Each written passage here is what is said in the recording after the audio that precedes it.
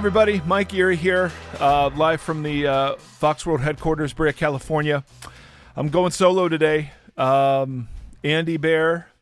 I mean, and people have been asking for this for a long time, just kind of a solo Mike episode, just to hear what kind of high intelligence sounds like uninterrupted. So I'm very excited about that. Andy Bear had a child. He has 3 children now, a papa of 3, and he's loving life with 3 kids under the age of 5 at home right now. Not really, but Shepard, his son, Shepard Andrew Laura, 7-pounder, was born last Saturday night. We're recording this on a Thursday, so welcome to the world, Shepard, and Andy and his wife Mercedes are all doing well. But today I get it all by myself. So we're going to talk about Ohio State football, Pearl Jam, why coffee is evil, and why hockey isn't a real sport. No, we're not going to talk about that. Just want to remind you that you can find us on voxpodcast.com or SoundCloud or iTunes. We also have a church that is birthed out of the podcast that meets at El Dorado High School.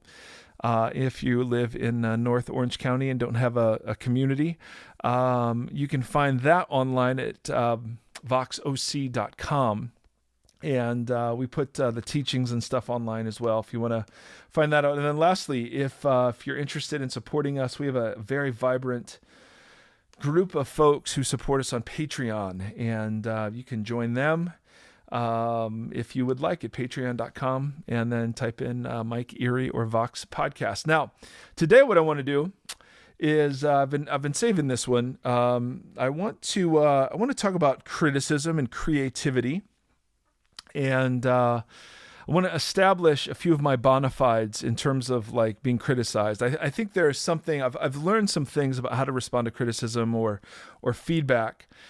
And my thought is that this could be helpful to a few of you out there who've ever been criticized. And I've done it very poorly in the past. And so I've learned the hard way some lessons that I thought I would pass along. I've been kind of a teacher of the scriptures for, almost 20 years. And, in that time, of course, you're saying all kinds of things. And I've gotten loads of feedback along the way. I mean, I've had times where people were getting emailed so dramatically about how heretical I was that we had to call an all-church meeting to go over the fact that I was not part of this emergent church apostate movement, or why did I quote from Rob Bell books or Marcus Borg books. I mean, there have been times I've had to stop whole services and respond to stuff. At a church I was leading in Fullerton, somebody in the church had printed some stuff off the internet and had began to mail this 18-page packet to people, all the members in our community. And so, it was just, I'm deceptive, I'm a heretic, I'm whatever else. And the thing that was so funny is that I'm okay getting criticized for stuff I've actually said. This stuff was wacky, man. This was really weird. I've gotten confronted between sermons. I've gotten rebuked. I've gotten all sorts of emails that criticize how I dress, how I talk. I mean, here's just a couple that I thought I keep because they're kind of funny. Mike, I've never met a pastor that prays with their eyes open, with their hands in their pockets, and who closes prayers with the emptiness that you do. Okay. I had somebody tell me I shouldn't throw the word of God because I kind of gently tossed it onto a podium. Let's see here. I got critiqued. This one's good. Since I'm on a rant, I might as well touch on your veneration of Ohio State football. With age, it's not only time to put away childish things, but the values represented by major college sports are far away from any values that should be celebrated from the pulpit. I've been told by many that I'm out to destroy their church. So is this grand plan that Mike Erie has blessed by the Lord, or is he basking in his new power in a mega church? Please tell Mike that power corrupts. We love our church, and we are dismayed to see it destroyed. Many of our friends have left, and perhaps Mike is happy that they've left so that the church can be a replica of Rock Harbor. Maybe you could just give Mike Erie tickets to rock concerts where he can enjoy the music that he loves. Here's a good one. This was from Facebook. Try to edit your responses of unnecessary material before attempting to impress us with your insight. The evidence that you are a nincompoop will still be available to readers, but they will be able to access it ever so much more readily and rapidly. So that was a nice one. This was good. The best news I could hope for at this point is that you are gone within the year. You might be an excellent sermon giver, but you are out in left field in every other respect. I am a substantial giver in the past. I am no longer giving to the church. Please make sure my comments are directed to Mike. So there you go. So yeah, I mean, I've had people walk out. I've had people confront me, yell at me. I no longer Google my name because some stuff's out there, and people ask me about it, and it's just like, really. And the more you respond, the more you look like you're trying to defend yourself. And so I've learned, I mean, just the gossip and the slander and things said about me and my family and blah, blah, blah. No, I'm no victim in any of this. I'm worthy of critique and criticism, obviously. But, there was a sense in which I had to learn how to respond to some of this because I responded so poorly. I would respond in anger. I would just be depressed. I had to read it all and soak it all in. And so I've just learned a couple of things. I'm going to do, kind of a shorter podcast today, just in the hope that maybe there's something here that would be helpful for you. So a couple of rules. Number one, the first question I ask is, who's this from?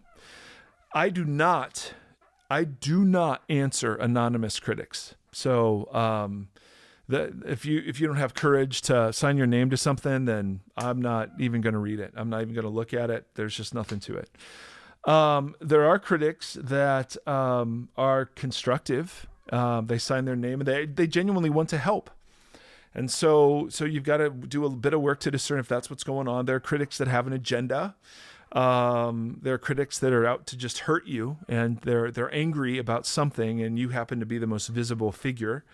You're changing their church, and they're angry about the fact that the music's changed, but they're going to go after you.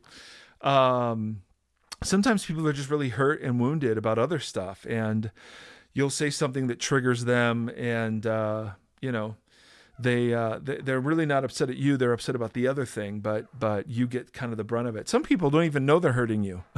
I mean, I remember one guy was just kind of walking by me and he's like, "Hey, my wife thinks you really need to lose some weight," and just kind of kept walking. Or I'd taken a couple of weeks off because I taught like 8 weeks in a row or whatever. And I get out of my truck in the parking lot, and the parking attendant says, "Hey, great to see you. I didn't realize we hired a part-time preacher." I mean, it's not like they're malicious, but it's just like little jabs, you're like, "Oh my goodness, I didn't realize I couldn't take a couple of weeks off." So, when you, the first thing I always look at is, who's this from? Is this from somebody who signs their name? Is this from somebody that engages in what some friends of mine call vague, ominous rumblings? You'll hear this all the time, like, "Man, Mike, I mean, we're getting a lot of feedback on this. We've gotten a lot of emails, or there are lots of people talking, or lots of people leaving." And I used to be afraid of those things, and then I've learned to ask, "Oh, okay, how many emails did you get? Like, who were they from?" "Oh, we probably got 5 emails." "Oh, out of like 4,000 people." "Okay." Or how many people are leaving? How many people by name? "It's probably 2 couples." I mean, it's like, I don't trust people that play that sort of game to try to add to their critique by threatening with vague, ominous rumblings.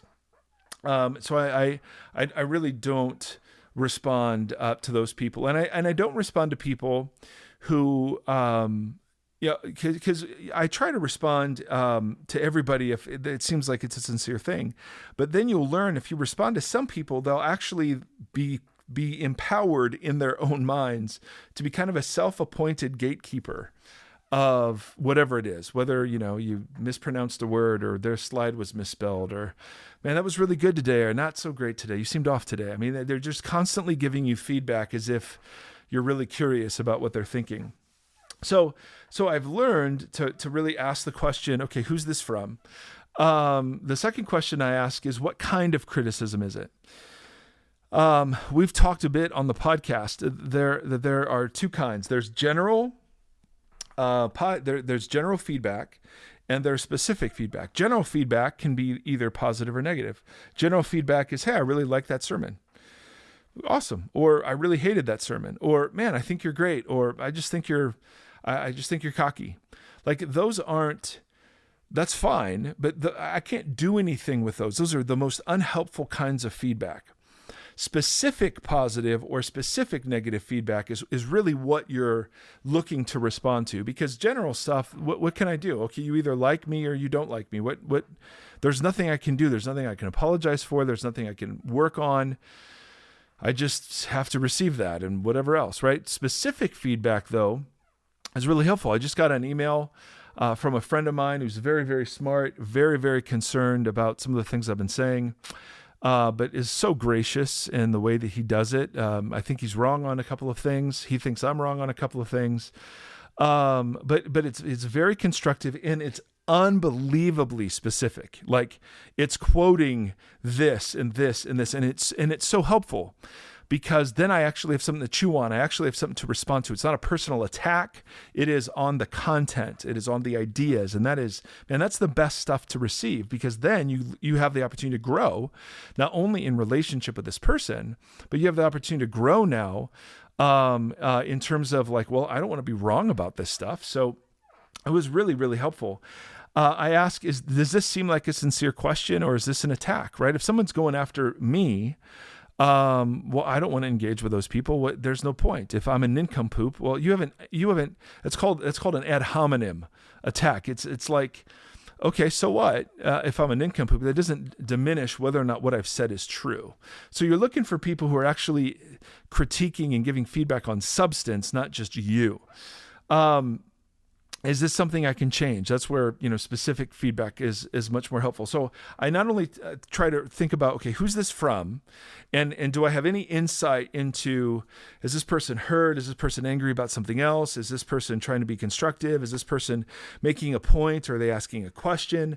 But then I get into, okay, what kind of criticism is it? Because sometimes I'm just not even I don't even know how to respond to. It also depends, my response also depends on what context it's given in. There was a Facebook page that was very critical of some stuff. So that's just an open Facebook page. Is this done in an email where other people are included and I have to reply all? Is this done face-to-face? Is this done face-to-face but publicly in front of other people? All of those sorts of things are huge questions about how you respond. One big question I ask that I love, that I got from Rob Bell. So bring criticism on. I don't know where he got it, but you always want to ask what else or who else is in the room. And what he means by that is that very often the thing that someone's giving you feedback on isn't the real issue.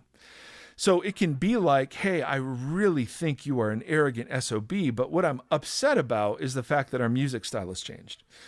Or maybe you're just a hurt, wounded person, and I didn't respond as pastorally as you thought I should. It's more about your hurt and woundedness than it is about whether or not I responded well.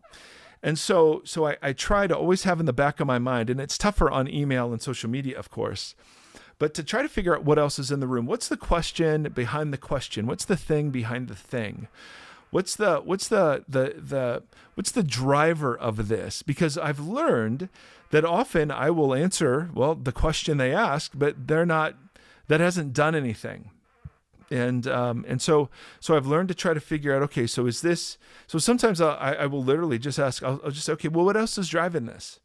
What else is bugging you about this? This doesn't seem like you. And try to fish for other information to realize, okay, because if the goal here is some sort of resolution or reconciliation, I want to deal with the real issue. So those are just all a series of questions I ask myself whenever I see criticism. Then what I do is you can respond in a bunch of different ways. So the goal when you receive feedback is to be something called a non-reactive presence. I think that comes from Pete Scazzaro in Emotionally Healthy Church. You want to be a non-reactive presence. So I can hear this and not immediately punch somebody. I can hear this and not immediately power up in anger.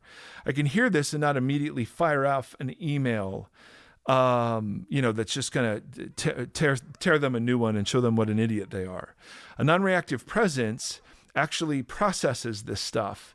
And so the goal is to become the kind of person that can sift and sort these sorts of pieces of feedback, disregard the stuff that's mean, that's hateful, disregard the stuff that, should be disregarded, but can hold on to and learn from and engage with the stuff that you really need to hear. So how do you do that?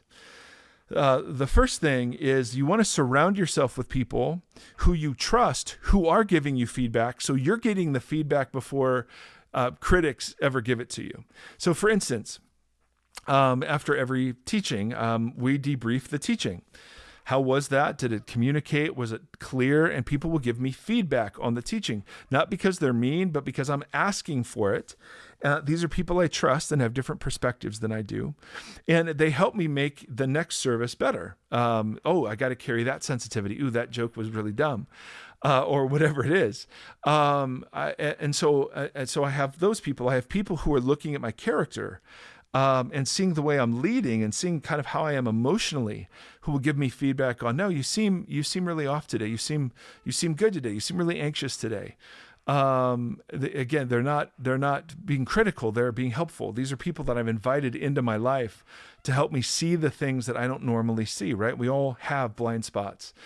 And so one of the keys to becoming a non-reactive presence is by becoming the kind of person that is surrounded by people who lovingly, gently, and in the right context will speak to things that seem a little out of whack. To do that before, the peanut gallery starts chiming in. Also, one of the things I do is, the way I wrote it here, surround yourself with people who tell you the truth before your critics do. I think that is absolutely, absolutely genius. So there are a number of ways to respond, right? Let's just go over these really quickly. One is to ignore. And brothers and sisters, I think a lot more of that has to go on. So I threw some stuff out about Donald Trump and I get flamed. And a lot of it I want to respond to angrily. And so I go take a long walk. I'm exercising. I'm kind of working it out.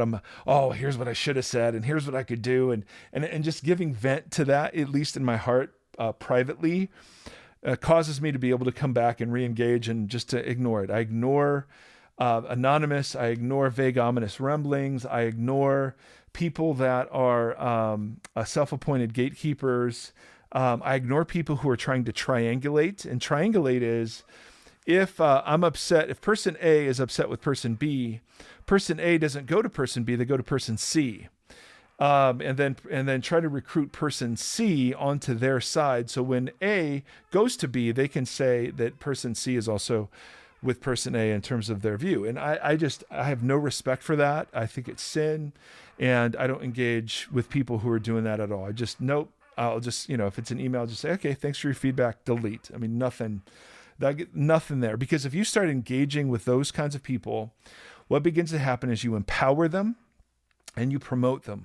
So I'll get flamed on Twitter for something. So if I respond to my critic, you're promoting them on your timeline and you're empowering them to offer more. And so I just think, kind of the great wall of silence is the way to go there. If we are going to respond, I've learned to try not to defend myself. Now, this is the hardest part of being a non-reactive presence. You've sifted, okay, what kind of criticism is it? What kind of critic is it as far as you can tell? What's the thing behind the thing? If you're going to respond, I find responding very, very briefly is the best thing to do. I will consider your feedback. Thank you. I will, my buddy that sent me this big long thing, I said, I'm going to really sit and marinate over this. I disagree with some of it automatically, but I want to sit and marinate on this. And I do. I sit and I think about it. But don't defend yourself. Don't blame other people. Hey, well, this wasn't my thing. I didn't make that decision. Why are you coming after me? My favorite response is just to attack back. Like, oh, nincompoop. Well, there's, blah, blah, blah, blah, blah. Or very often our conflict avoiders will just try to appease, hey, you're right. I'm sorry. I should have never done that. Like, I think that can be just as damaging too. And so the way I try to respond is I respond briefly. I don't get into long, detailed, unless it really warrants it. I mean, there have been times when I felt like when these people were mailing something to our whole church, I felt like I had to respond to the whole church.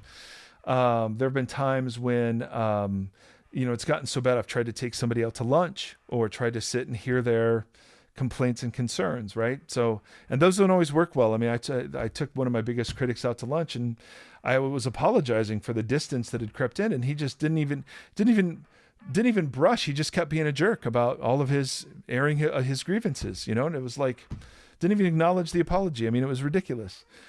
So I've learned there are times to try to initiate relationship, to bless those who are, unhappy with you and so on.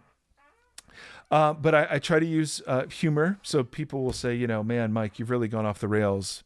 And one of the things I'll say as well, I was off the rails a long time before this. Or a woman I know who was a friend just said, you are a disappointment on so many levels. And my response was, yeah, my wife feels the same way.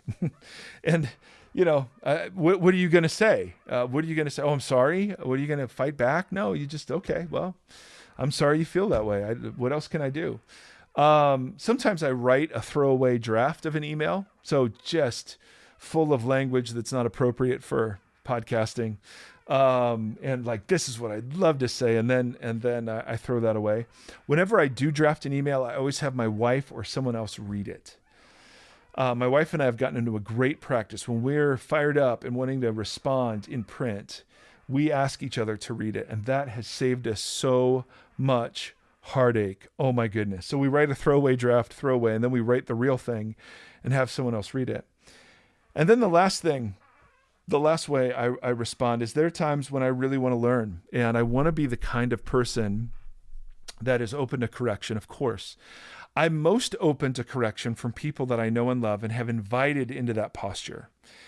I am less open to correction from anonymous people and from kind of people out there in the crowd, but I've learned some pretty amazing things from people like that. And so I don't want to ever shut off all feedback and criticism, because I think God uses that to refine us and shape us. And I've really learned a lot. One of the things that I do when I'm wrestling through a piece of feedback is sometimes I'll bring it to that community. I'll say, guys, here's what was written. Do you guys see this in me? Do you agree with this in me? Sometimes I'll have people respond on my behalf. Sometimes, I won't respond at all. Are there themes to the feedback I get? Like even if it's from anonymous, if I get 7 or 8 pieces of feedback, all from different sorts of people that are all saying, man, it seems like you're really angry, I should listen to that, right? There should be something to that. But for me, I've learned, and it's taken so many years, and I'm still not great at it, to kind of run feedback through this filter and to have people who feel safe enough to offer it. Like our worship leader, Izzy, said something to me the other day. She just said, when you made this joke and it made me uncomfortable. And I'm like, oh my goodness, I'm so sorry. I want to build a culture where people can have that sort of freedom to say, I really didn't like when you did that.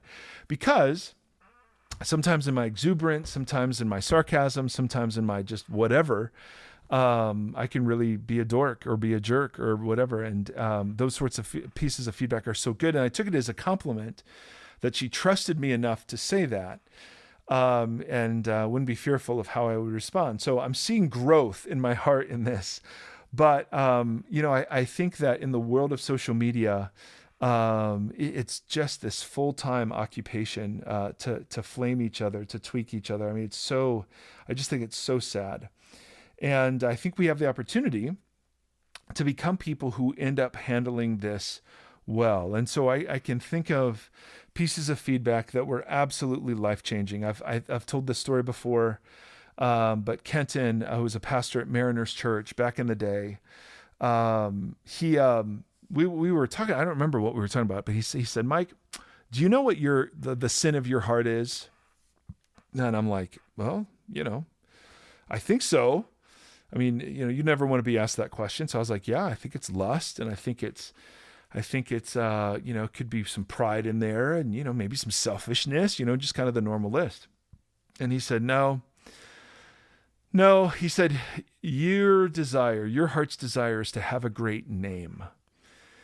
And he said that, and I started weeping. I mean, this was when I was, early 30s, which, a couple of years ago. And I was like, that's right. That's exactly what it is. I want to have a great name. And that piece of feedback has really changed the way I began to see myself, my ambition, my ego. And so I think there's so much room for this in the Christian community, but it's so abused. And so, that's why Jesus spends time on, hey guys, if you have something against your brother, go freaking by yourself. Go to them face to face, not anonymously, not on an email, freaking go to them. And then if there's no response, take someone with you.